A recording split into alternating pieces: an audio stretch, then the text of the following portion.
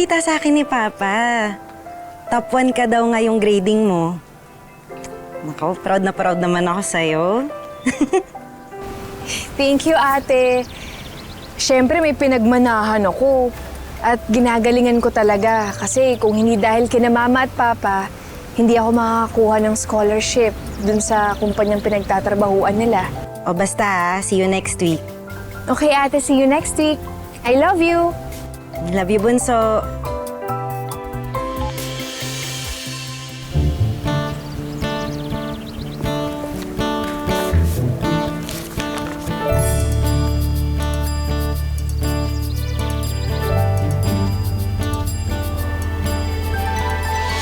Cindy!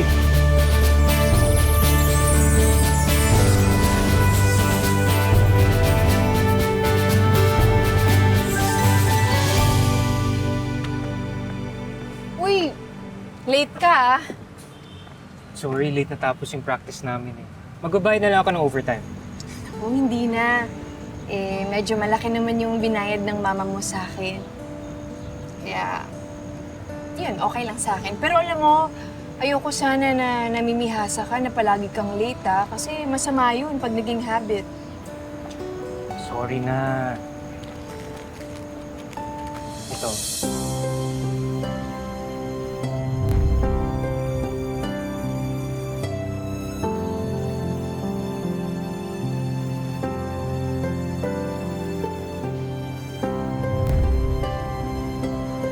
Naku, sana di ka na nag-abala. Ang importante lang naman sa akin mataas yung grades mo. Okay na ako dun. Pero thank you ah. Favorite ko to eh. Alam ko, tinanong ko pa yan sa mga classmates mo.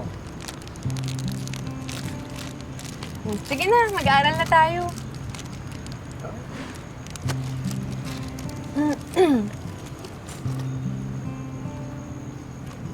Nagsimula yung pagtaas ng presyo ng langis dahil sa law of supply and demand. Nangyari na dati yung energy crisis nung 90s, nung nagkaroon ng Gulf War. Tapos dahil din doon, apektado tayo kasi umaasa lang din tayo sa ibang bansa ng langis. At dahil din doon, dahil nga mataas yung demand, konti lang yung supply, nagmahal na talaga yung presyo ng langis. Sumunod naman dun yung presyo ng pamasahe natin, pagkain, lahat ng mga bilihin nagmahal na. Alam mo, ang problema nga lang yung sweldo natin hindi naman nagtataas, pero lahat nagmamahal. Pati ako nagmamahal na. Mahal na yata kita, Cindy. Bakit ganyan makatitig sa akin si Robin? Anong sabi mo? Ano gusto mo Ang sabi ko kasi is, bakit pag ikaw nag-e-explain, ang dali lang maintindihan? Pag si Mrs. Torres kasi ang hirap eh.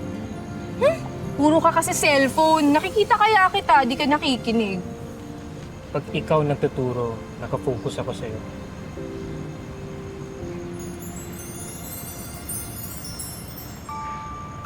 Uy, ikaw hindi mo ako makukuha sa ganyang tingin mo Wala naman ako ibang ibig sabihin. Siyempre, ikaw yung shooter ko. So, focus lang ako sa tinuturo mo. Sige. Sige na, mag-aral ka na ito. Yan, magbasa ka. Saan tayo magko-continue, teacher? Here. Maraming salamat sa pagsama sa ating istorya sa Tadhana. Nakaka-relate ka ba sa ating mga bida? Nako, i-comment mo na yan para sa iba't ibang kwento na punong-puno ng pag-asa at inspirasyon. Mag-subscribe na sa GMA Public Affairs at YouTube channel.